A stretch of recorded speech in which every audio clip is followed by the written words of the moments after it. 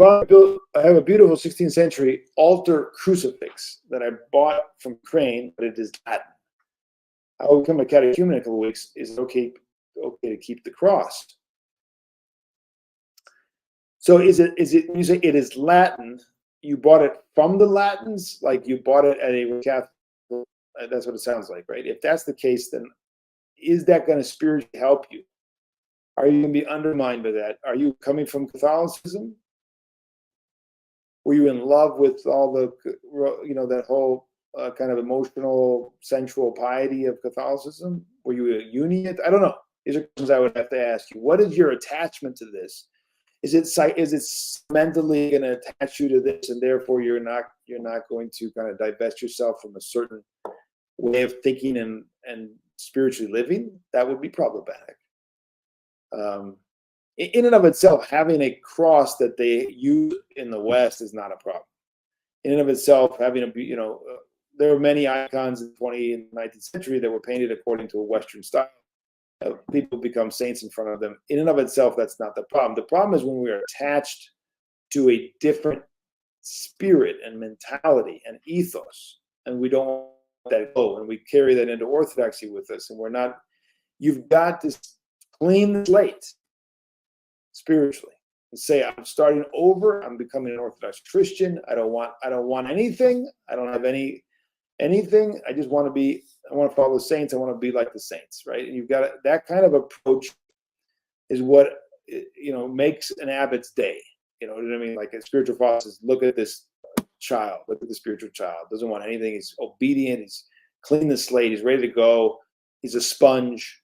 Like that's the kind of approach you want to have. It's just like anything else. Like you go to a really good coach, or you go and sit under the tutelage of a great artist or woodworker.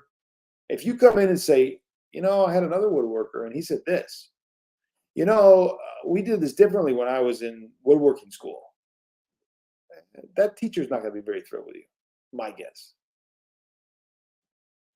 Now, after a time, after you've totally become obedient, kind of simulated things, can you go back now, having been purified, having been illumined, having been taught in 5, 10, 15, 20 years, and then you can assess now, having clarity in thought, clarity in mind. I'm going to assess what I had. I'm going to assess what I loved. I'm going to assess the practices I had. Then you're in a position to actually assess them. Having, I was an Anglican, right? And I went to the Catholicism. I went to Roman Catholic parish for about a year and a half, too. I was always catechumen. I was thinking about Catholicism. But in any case, I was Anglican. So if I came into Orthodoxy and I'm like, when I was an Anglican, and this is the kind of art that we have, I really love that. I think I'm going to keep those, or whatever, right? That's kind of like I'm carrying my baggage with me into Orthodoxy. But you have to assess that with the spiritual father. You have to say, I attach this. Is this going to be an obstacle? Is this going to distort? Is this going to prevent me?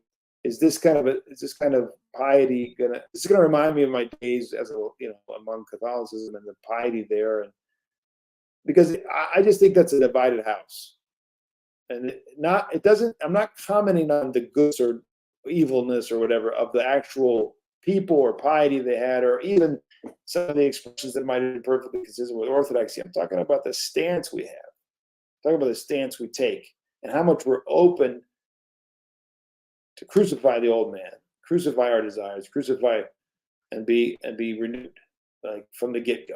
That's the question I think that you need to ask and answer. Is this a part of my old vision of things in life? And therefore, it's going to be an obstacle for me to make progress. Does that make sense?